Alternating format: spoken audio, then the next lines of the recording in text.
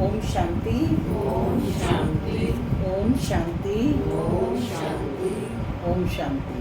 ओम शांति। आज 10/10/2024 यानी 10 अक्टूबर 2024। आज बाबा ने मीठी मधुर मुरली में बताया कि बाप ज्ञान का सागर है। तो उठते बैठते चलते फिरते ये ज्ञान हमारी बुद्धि में उछल खाता रहे तो उससे क्या होगा?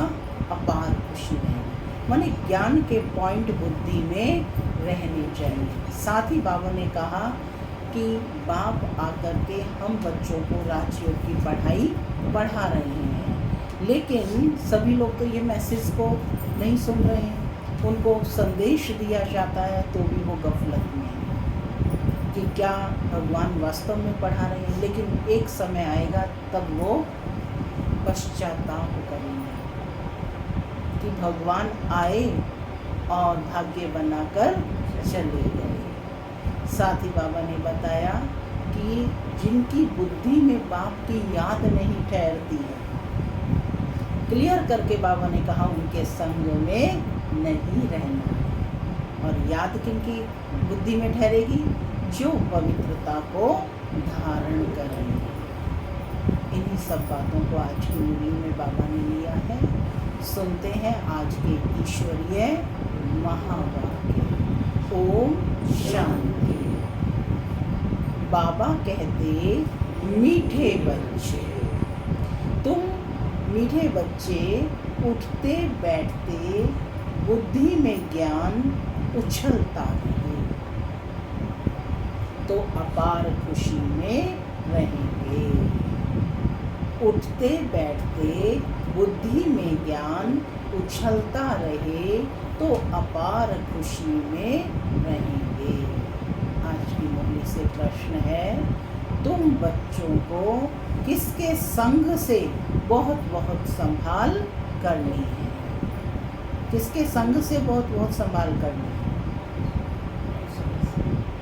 कुसंग से। बहुत अच्छा। सुनते हैं बाबा का उत्तर। बाबा कहते, जिनकी बुद्धि में बाप की याद नहीं ठहरती, बुद्धि इधर उधर भटकती रहती है, उनके संग से तुम्हें संभाल करनी है।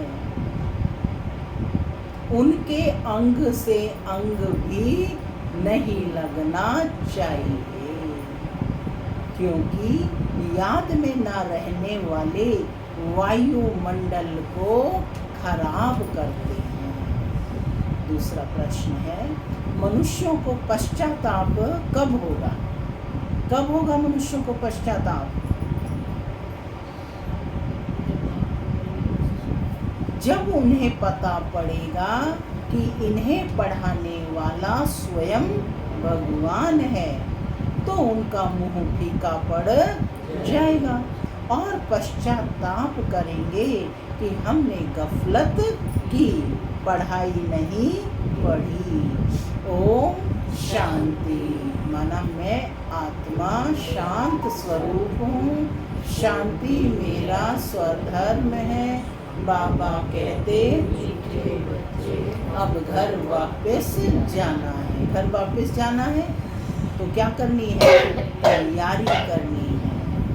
बाबा कहते कि अब रूहानी यात्रा को बच्चे अच्छी तरह से समझते हैं। ओम शांति। क्या कहा बाबा ने? कि बच्चे रूहानी यात्रा को अच्छी तरह से समझते। घर जाना है तो किसको समझना है? रूहानी यात्रा को। कोई भी हठ योग की यात्रा होती नहीं, यह है याद। याद के लिए कोई भी तकलीफ की बात नहीं है। बाप को याद करना है। बाबा पूछ रहे हैं, इसमें कोई तकलीफ नहीं है। इसमें कोई तकलीफ है याद करने में? ये क्लास है, इसलिए सिर्फ कायदे से बैठना होता है, चाहिए नहीं, बैठना होता है। बाप कह रहे हैं कि यह क्लास है। कहाँ बैठे हैं? ईश्वरीय क्लास में। तो यहाँ पर कायदे से बैठना होता है। तुम बाप के बच्चे बने हो, बच्चों की पालना हो रही है। कौन सी पालना पूछ रही हैं बाबा? अविनाशी ज्ञान रत्नों का खजाना मिल रहा है। क्या लेने आए हो? खजाना, यानी अपना वर्षा लेने के लिए आए हैं। तो कहते हैं अविनाशी ज्ञान रत्नों का खजाना मिल रहा है।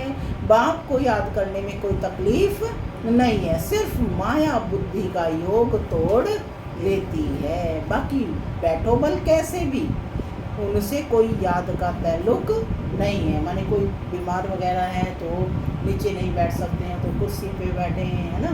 तो बाबा ये कह रहे हैं कि बैठो बल कैसे भी, उनसे कोई याद का ताल्लुक नहीं। बहुत बच्चे हठ योग में 3-4 घंटे बैठते हैं, सारी रात भी बैठ जाते हैं।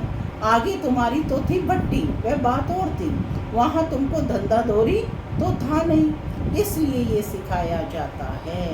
अब बाप कहते हैं तुम गृहस्थ व्यवहार में रहो, धंधा दौरी भी भल करो, कुछ भी काम काज करते बाप को याद करना है। ऐसे भी नहीं कि अभी निरंतर तुम याद कर सकते हो, नहीं, इस अवस्था में टाइम लगता है। अभी निरंतर याद ठहर जाए फिर तो कर्मातीत अवस्था हो जाए। बाप समझाते हैं बच्चे ड्रामा प्लान अनुसार अब बाकी थोड़ा समय है, सारा हिसाब भी बुद्धि में रहता है। कहते हैं क्राइस्ट से 3000 वर्ष पहले भारत ही था, उनको स्वर्ग कहा जाता था। अभी उन्होंने 2000 वर्ष पूरे हुए, माने क्राइस्ट को गए हुए 2000 वर्ष पूरे हुए हैं। वर्ष का हिसाब हो जाता है, देखा जाता है तुम्हारा नाम सारा विलायत से ही निकलेगा, क्योंकि उन्होंने बुद्धि फिर भी भारतवासियों से तीखी है। देखो उस समय ये साकार मूल्य है, तब बाबा ने कहा था कि तुम्हारा नाम किससे निकलेगा? विलायत वालों से ही निकलेगा, क्योंकि उन्होंने बुद्धि फिर भी भारतवासियों से तीखी है। भारत से पीस भी वह मांगते हैं। भारतवासियों ने ही लाखों वर्ष कहकर और सर्वव्यापी का ज्ञान देकर बुद्धि को बिगाड़ दिया है, तमो प्रधान बन गए हैं। वह इतने तमो प्रधान नहीं बने हैं, उन्हों की बुद्धि तो बड़ी तीखी है।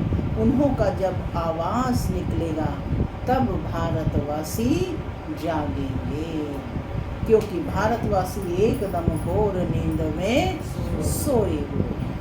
वह थोड़े सोए हुए हैं, उन्हों से आवाज अच्छा निकलेगा, तब भारत के कुंभकर्ण जागेंगे। विलायत से आए भी थे कि हमको कोई बतावे कि पीस कैसे हो सकती है। शांति की तलाश में कहाँ जाते हैं? भारत में ही आते हैं, क्योंकि बाप भी भारत में ही आते हैं। ये बात तो तुम बच्चे ही बता सकते हो। दुनिया में फिर से वह पीस कब और कैसे होगी तुम बच्चे तो जानते हो। बरोबर पैराडाइज अथवा हेवन था। भारत में क्या था? हेवन था, पैराडाइज था। नई दुनिया में भारत पैराडाइज था, यह और कोई भी नहीं जानते। मनुष्यों की बुद्धि में ये बात ही बैठ गई है कि ईश्वर सर्वव्यापी है और कल्प की आयु लाखों वर्ष कह दी है। माने लोगों ने ये दो बातें बुद्धि में बिठा ली हैं। सबसे जास्ती पत्थर बुद्धि ये भारतवासी ही बने हैं सर्वव्यापी कहने के कारण और कल्प की आयु लाखों वर्ष कहने के कारण बाबा कहते भारतवासी ही क्या बन गए हैं? पत्थर बुद्धि। ये गीता शास्त्र आदि सब है भक्ति मार्ग के, फिर भी ये सब ऐसे ही बनेंगे। ड्रामा को जानते हैं, फिर भी बाप तो पुरुषार्थ कराते हैं। तुम बच्चे जानते हो विनाश तो जरूर होगा। बाप आए ही है नई दुनिया की स्थापना करने, यह है तो खुशी की बात है ना। जब कोई बड़ा इम्तिहान पास करते हैं तो अंदर में खुशी होती है ना। हम यह सब पास कर यह सब पास कर यह क्या देवता जाकर बनेंगे। सारा पढ़ाई पर मदार है। तुम बच्चे जानते हो बरोबर बाप हमको पढ़ाकर ये बनाते हैं। बरोबर पैराडाइज हेवन था, मनुष्य तो बेचारे बिल्कुल ही मुंझे हुए हैं। माने वो निश्चय बुद्धि नहीं है कि क्या स्वर्ग था या नहीं था। बेहद के बाप पास जो ज्ञान है वह तुम बच्चों को दे रहे हैं। बहुत बड़ी स्टेटमेंट है।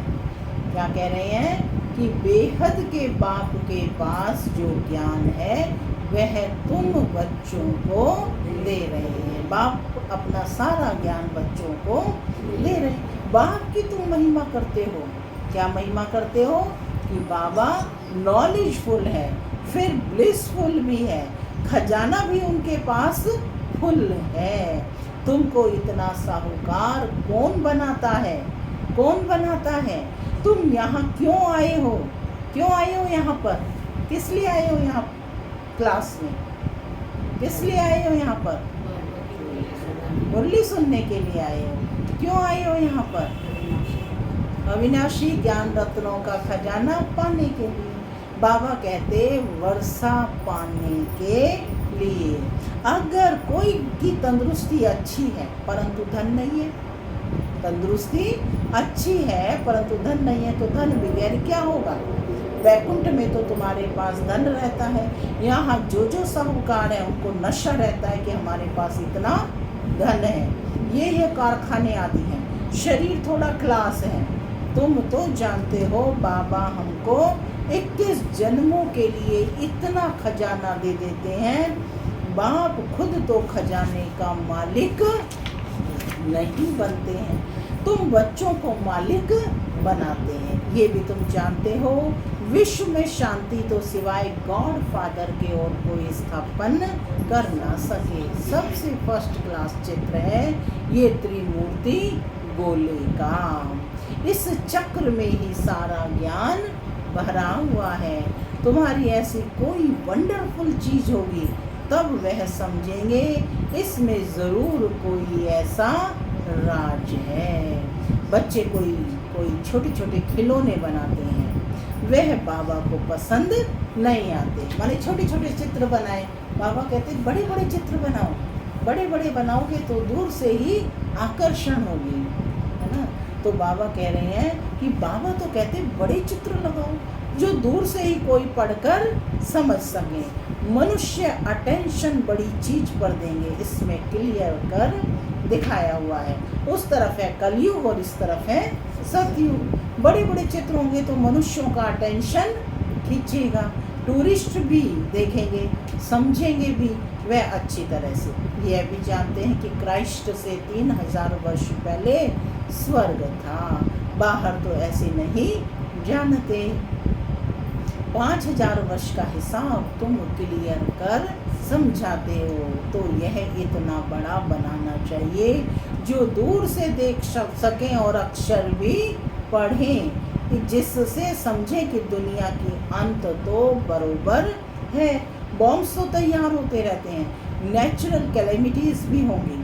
तुम विनाश का नाम सुनते हो तो अंदर में खुशी बहुत होनी चाहिए, परंतु ज्ञान ही नहीं होगा तो बाबा कहते खुश भी हो ना सके। बाबा कहते हैं देह सहित सब कुछ छोड़ अपने को आत्मा समझो, अपनी आत्मा का योग मुझ बाप के साथ लगाओ। यह है मेहनत की बात।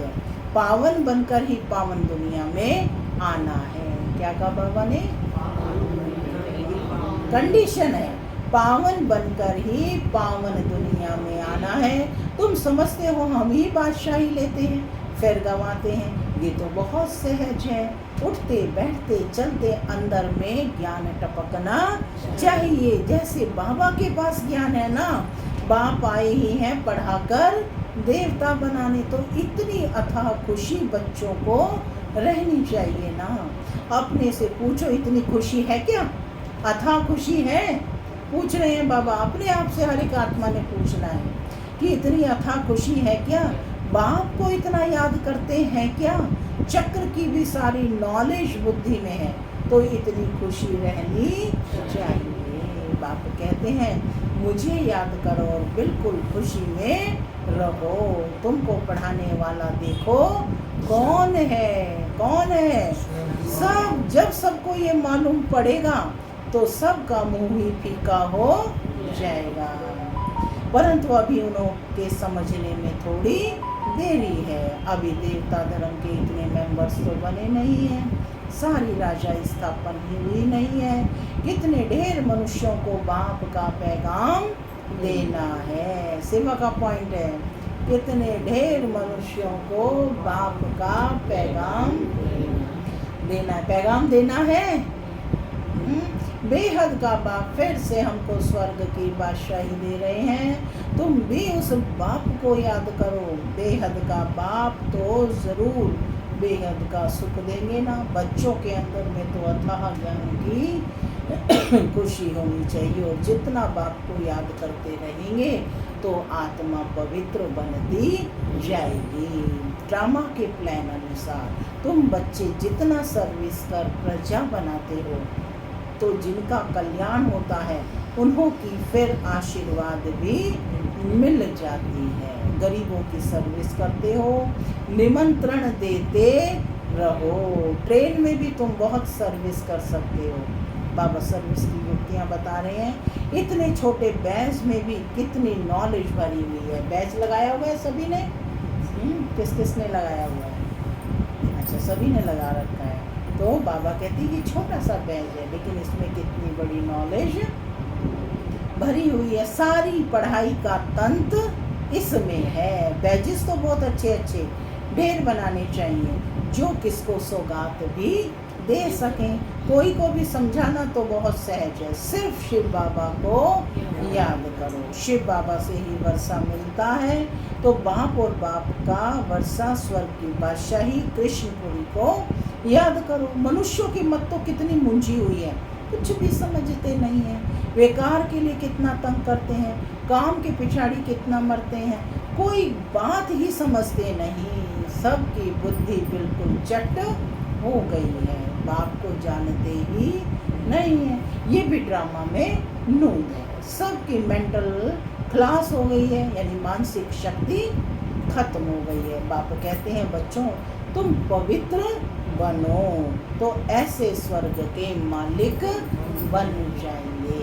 कंडीशन है कि तुम ऐसे पवित्र बनो तो स्वर्ग के मालिक बन जाएंगे। परंतु समझते ही नहीं। आत्मा की ताकत सारी निकल गई है। कितना समझाते हैं फिर भी पुरुषार्थ करना और कराना है। पुरुषार्थ में थकना नहीं है, मेहनत करते रहना है, थकना नहीं है, हार्ट फेल भी नहीं होना है। इतनी मेहनत की, भाषण से एक भी नहीं निकला, लेकिन तुमने जो सुनाया, जिसने भी सुना उस पर छाप तो लग गई। पिछाड़ी में जब जानेंगे जरूर तुम बीके की अथाह महिमा निकलने वाली है। उस समय बाबा ने कहा था कि तुम बीके की अथाह महिमा निकलने वाली है। परंतु एक्टिविटी देखते हैं जो तो जैसे एकदम बेसमझी की, कोई रिगार्ड ही नहीं, पूरी पहचान नहीं, बुद्धि बाहर भटकती रहती है। बाप को याद करें तो मदद भी मिले, बाप को याद करते नहीं तो गोया वह पतित है। क्या कहा? बाप को याद करते नहीं तो वह पतित है। तुम बनते हो पावन। जो बाप को याद नहीं करते तो उन्हों की बुद्धि जरूर कहाँ ना कहाँ भटकती रहती है। तो उनके साथ अंग अंग से नहीं मिलाना है, मिलना चाहिए, क्योंकि याद में न रहने के कारण वायुमंडल को खराब कर देते हैं। पवित्र और अपवित्र इकट्ठे हो ना सके, इसलिए बाप पुरानी सृष्टि को खलास कर देते हैं। पवित्र और अपवित्र इकट्ठे नहीं रह सकते, इसलिए बाप पुरानी सृष्टि को खलास कर देते हैं। दिन प्रतिदिन कायदे भी सख्त निकलते जाएंगे। बाप को याद नहीं करते हैं तो फायदे के बदले और ही नुकसान करते हैं। पवित्रता का सारा मदार याद पर है, एक जगह बैठने की बात नहीं है। यहाँ इकट्ठा बैठने से तो अलग अलग पहाड़ी पर जाकर बैठे वह अच्छा है। जो याद नहीं करते हैं वह है पतित। क्या कहा बाबा ने?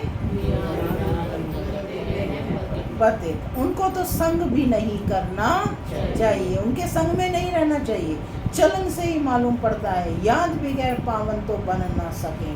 हर एक के ऊपर पापों का बोझा बहुत है, जन्म जन्मांतर का। वह बगैर याद की यात्रा निकले कैसे, वह गोया पतित ही है। बाप कहते हैं मैं तुम बच्चों के लिए सारी पतित दुनिया को क्लास कर देता हूँ। तभी कहा ना तेरे बाने सब का बना। उनका संग भी ना हो, है ना, जो पतित हैं उनका संग भी ना हो, परंतु इतनी भी बुद्धि नहीं है कि किसके साथ संग करना चाहिए। तुम्हारा प्यार पावन का पावन के साथ होना चाहिए, ये भी बुद्धि चाहिए ना। स्वीट बाप और स्वीट राजधानी के सिवाय और कोई याद ना आए। इतना सब त्याग करना कोई मासी का घर नहीं है। बाप को तो बच्चों पर अथाह प्यार है। बच्चे पावन बन जाओ तो तुम पावन दुनिया के मालिक बन जाएंगे। हम तुम्हारे लिए पावन दुनिया की स्थापना कर रहे हैं। इस पतित दुनिया को बिल्कुल ही क्लास करा देते हैं। यहाँ इस पतित दुनिया में हर चीज तुमको दुख देती है, आयु भी कमती होती जाती है। इनको कहा जाता है बर्थ नॉट ए पेनी, माने कोड़ी तुल्य। और कोड़ी और हीरे में फर्क तो होता है ना। तो तुम बच्चों को कितनी खुशी होनी चाहिए। गाया भी जाता है सच तो बिठो नच, तुम सतयुग में खुशी में डांस करते हो। यहाँ की कोई भी वस्तु से दिल नहीं लगानी है। क्या कहा बाबा ने? देखो कि किस किस वस्तु में मेरा, व्यक्ति में, वस्तु में, वैभव में दिल है, संबंध संपर्क में। यहाँ की कोई भी वस्तु से दिल नहीं लगानी है। इनको तो देखते हुए देखना नहीं, आंखें खुली होते हुए भी जैसे कि नींद हो, परंतु वह हिम्मत और वह अवस्था चाहिए। यह तो निश्चय है कि ये पुरानी दुनिया होगी ही नहीं। इतना खुशी का पारा चढ़ा रहना चाहिए, चुटकी काटनी चाहिए। अरे हम शिव बाबा को याद करेंगे तो विश्व की बादशाही मिलेगी। हठ योग से भी बैठना नहीं है। खाते पीते काम करते बाप को याद करो। ये भी जानते हो राजधानी अब स्थापन हो रही है। बाप थोड़े ही कहेंगे कि दासी बने, बाप कहेंगे ऐसे बच्चों को दासी बने। बाप तो कहेंगे बच्चे पुरुषार्थ करो पावन बनने का। बाप पावन बनाने का पुरुषार्थ कराते हैं, तुम फिर पतित बनते हो। कितने झूठ पाप करते हो। हमेशा शिव बाबा को याद करो तो पाप सब स्वाहा हो जाएं। ये बाबा का यज्ञ है ना, बड़ा भारी यज्ञ है। वह लोग यज्ञ रचते हैं, लाखों रुपया खर्च करते हैं। यहाँ तो तुम जानते हो सारी दुनिया इसमें स्वाहा हो जानी है। बाहर से आवाज होगा, भारत में भी फैलेगा। एक तो बाप के साथ बुद्धि का योग हो तो पाप कटें और फिर ऊंच पद भी मिलें। बाप का तो फर्ज है बच्चों को पुरुषार्थ कराना। लौकिक बाप तो बच्चों की सेवा करते हैं, सेवा लेते हैं, लेते भी हैं। ये बाप तो कहते हैं मैं तुम बच्चों को 21 जन्मों का वर्षा देता हूँ। तो ऐसे बाप को याद जरूर करना है जिससे पाप कट जाएं। बाकी पानी से थोड़े ही पाप कटते हैं। माने कितने ही गंगा स्नान करो, पाप कटे? कटे पाप? नहीं कटे ना, नीचे ही गिरते आए। पानी तो जहाँ तहाँ है। विलायत में भी नदियाँ हैं, तो क्या यहाँ की नदियाँ पावन बनाने वाली और विलायत की नदियाँ पतित बनाने वाली हैं क्या? नदी तो नदी है ना। कुछ भी मनुष्यों में समझ नहीं है। बाप को तो तरस पड़ता है ना। बाप समझाते हैं बच्चे गफलत मत करो। बाप इतना गुलगुल बनाते हैं तो मेहनत करनी चाहिए ना, अपने पर रहम करना है। अच्छा, मीठे मीठे सिक्की लधे बच्चों प्रति माता पिता बाप दादा का प्यार और गुड मॉर्निंग। रूहानी बाप की रूहानी बच्चों को नमस्ते। हम रूहानी बच्चों की बाप दादा को याद प्यार गुड मॉर्निंग और नमस्ते नमस्ते सदा रहो मस्ते। धारणा के लिए मुख्य सार पहला, यहाँ की कोई भी वस्तु में दिल नहीं लगानी है, देखते हुए भी नहीं देखना है। आंखें खुली होते भी जैसे नींद का नशा रहता है, ऐसे खुशी का नशा चढ़ा हुआ।